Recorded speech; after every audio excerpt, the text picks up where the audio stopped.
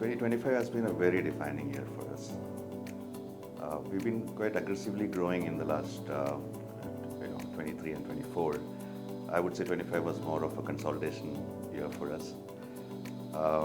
In just the last few years, from an idea, we've grown to almost presence in 23 different cities.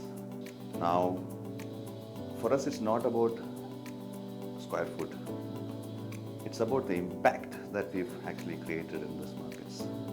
When we started off, it was easy for us to be a player in the metros, but then we took a tough route of going to the smaller cities, tier 2 and 3 cities.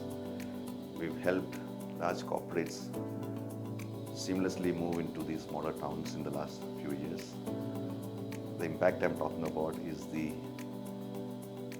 ecosystems growing in the smaller towns and the employment opportunities that we brought into these places.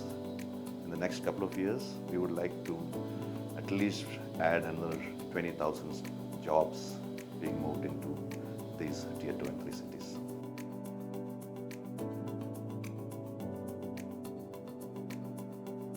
We are not just another co-working operator.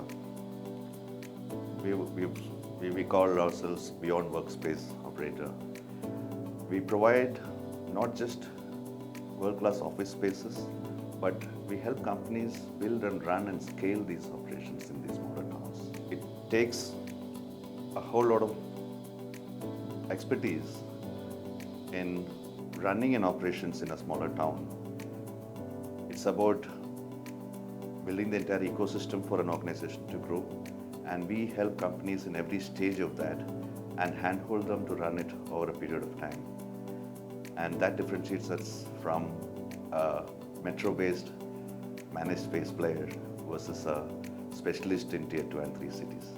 In a tier 2 and 3 city, a real estate player can build, but they cannot run. Where we come in as a specialist operator. Traditionally, large corporates had this gap of finding trustworthy operators in the smaller towns. And I always say this when someone asks me, we're not from a real estate background, how come you are moved into real estate? And I keep saying, I'm not building real estate, I'm building workspaces. And when it comes to a workspace, it's not just about what you build. For a good company to sustainably grow, you need the right people, the right ecosystem, the right infrastructure, the social and physical infrastructure. And we help companies handhold right from the beginning of decision making, location strategy, hiring, training, making sure that the employees are retained, engaged, and we manage their spaces and people as well.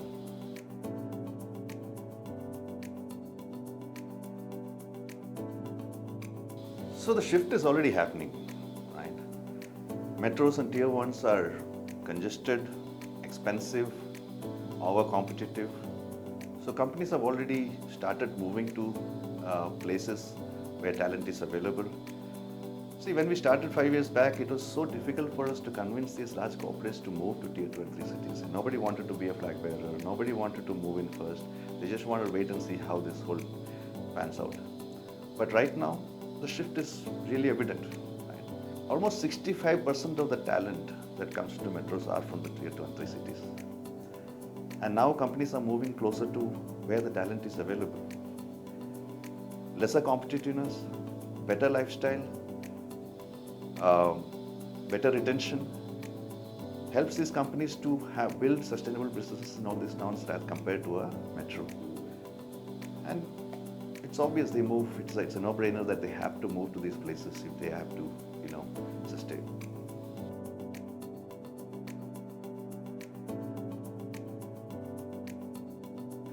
So if you see cities, the emerging cities as you call, like Vizag, Vijayawada, Coimbatore, Indore, you see ambition there.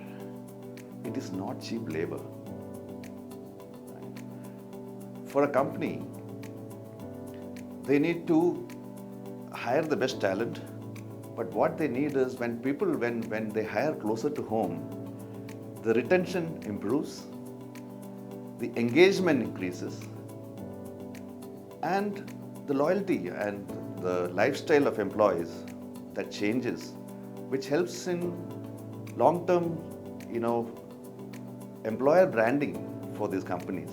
Right? That is real competitiveness.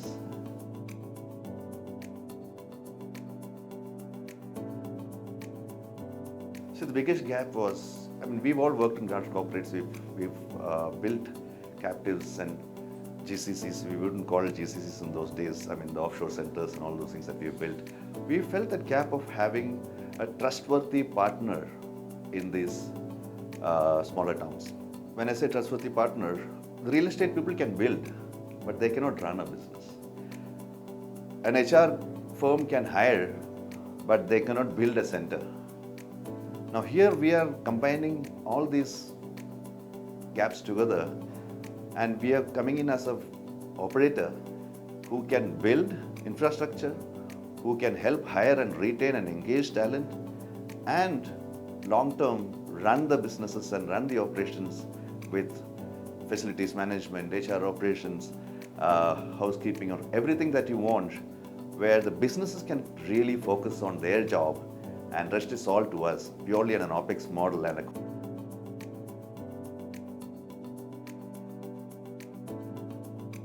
So as I was saying, when you hire people closer to home, the most important thing is the retention increases. Now, one of the biggest challenges that companies have been facing in metros is the attrition rate. Right? We've worked with companies that had close to 30 to 40% attrition in metros, where they have moved to tier 2 and 3 cities. Just to give you an example, there was a company that actually worked with us. Their biggest challenge was not cost, it is attrition. Right?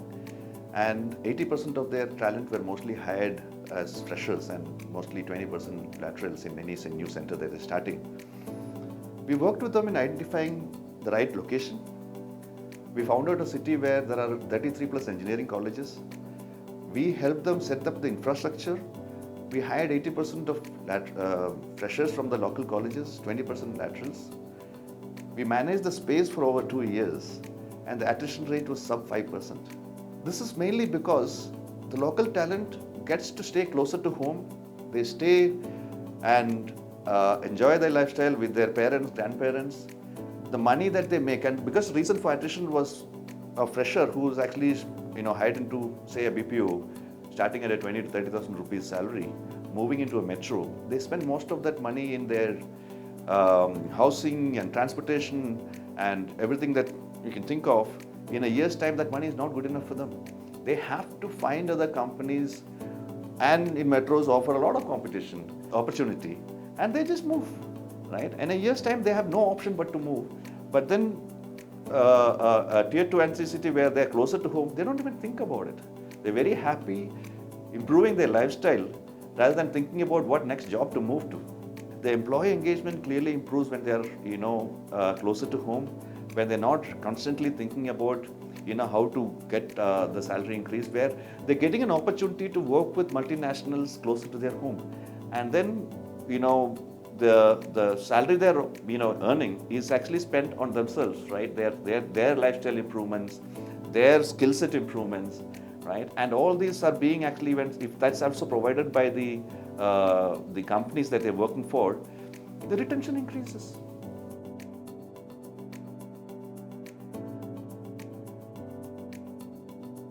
Always been talking to these corporates and trying to tell them that don't wait, early movers have their advantage. So what they're doing is not just helping the corporate save cost or improve attrition. They're actually setting up a brand in places where people value loyalty. And these places, most of these emerge, and I don't even call emerging cities anymore. They are emerged cities. Most of the talent comes from there. Once you hire them early on, train them, the loyalty increases. One of the biggest advantages for corporates that have moved early is their employer branding. It goes hand in hand when actually people see the real impact in their own lives with these companies coming in, rather than all the mess that has happened in the corporates with all those, congestion happening in these places. They're seeing real life improving around their place, right? And the impact these corporates are, having in these places is not just for those employees who are joining them. The entire ecosystem benefits out of it. One of the places that we went into, say, Tirunelveli, right? Around 120 people were the first batch that they joined. But then the impact that created has actually helped the local coffee shops, the local masons, the construction workers, the saloons, and the entire ecosystem changed, right? The families started having better life. And these corporates are creating loyalty, not saving cost alone. And that stays with these people. Move in early, create that impact, and then you can have a sustainable growth over a period of time. And you spoke about distributed workspace, right? A tier 2 and 3 city expansion is always better distributed, right? We don't always encourage people to go with a 5,000 seater or a 3,000 seater in a tier 2 and 3 city. You can do that in a metro. Having said that, it's difficult to manage operations in a distributed way, and that is where we step in as well. We help companies work in a distributed model. We advise companies on what is the right number of people to be hired in different places. And depending on the skill sets and the businesses that they are into, we recommend cities that is the best to go. There could be certain cities, if you may want to hire 1,000 people, but we may advise that no, go with 300 first and then eventually scale.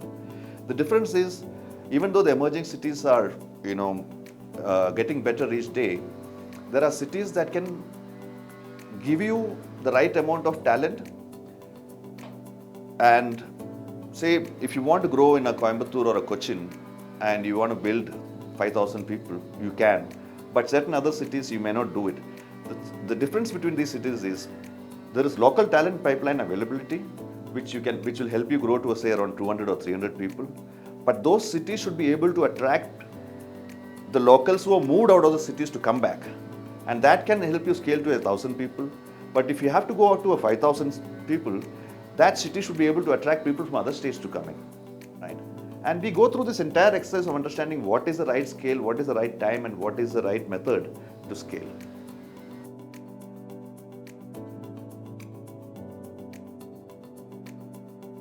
So if any company wanting to move to a tier 2 and 3 city, we help companies move in maximum 45 to 60 days time with the entire infrastructure, people, and spaces that they can straight away hit the road running. On a purely an OPEX model, we build this infrastructure, provide as a managed workspace with corporates on a seat cost, on a per seat cost, on a monthly basis. They can move into any of these cities without investing any money on infrastructure.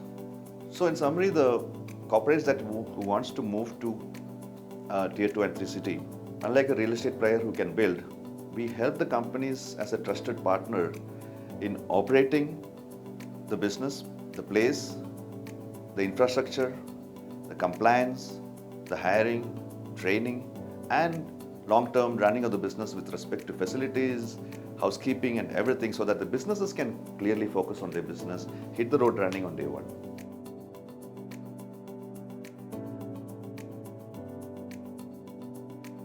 One of the challenges that has been, companies has been facing is about finding leadership in those local places, right?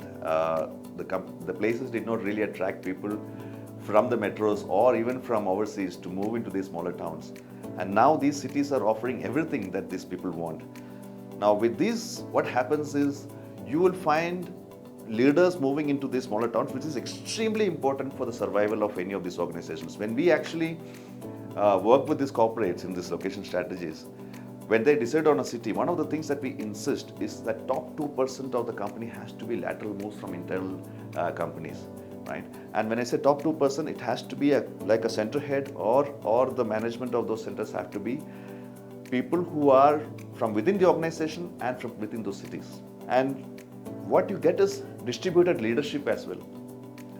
Leaders who are actually familiar with the local places and the businesses and the talent and the entire ecosystem, helps the companies in sustainably running the business, and at the same time having that local connect, which brings some great sustainable growth in that city.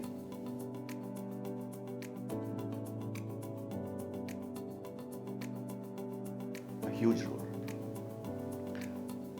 In fact, the governments are actually helping a lot in this entire development of these ecosystems across tier 2 and 3 cities.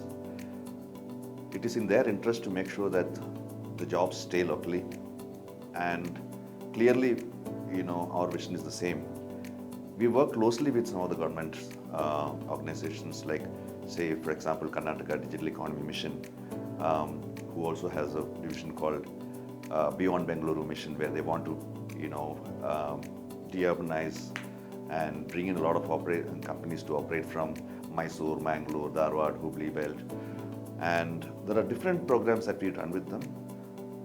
But beyond what we do, the governments actually are working closely with local skill set development. They incentivize these companies to work from these, the tier 2 and 3 cities with tax and many other benefits that they give. This clearly helps corporates to, move in with ease and with more of a sustainable growth and not speculative growth.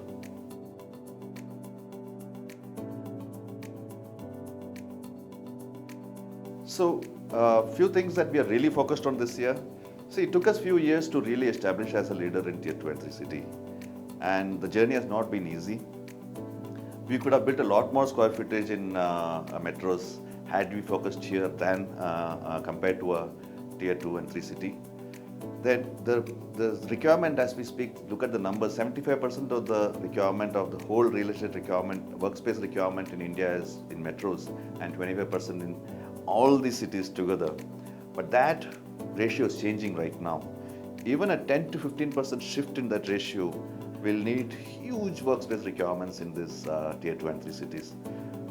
We've grown deeper in many cities, but our focus is to grow much deeper into other cities in India. We are not just about building real estate. We want to make sure that corporates, education institutions, everybody is aware of this need and are prepared for it, are working towards it. So it's not, our focus has been a lot in educating, different institutions to prepare for this shift. And that is showing results.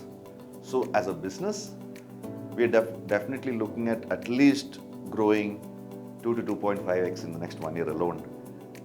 That's because we've already built a strong foundation where we have now built the capability of building this and running these operations in all these cities. Now the real growth is happening, and we are ready for it.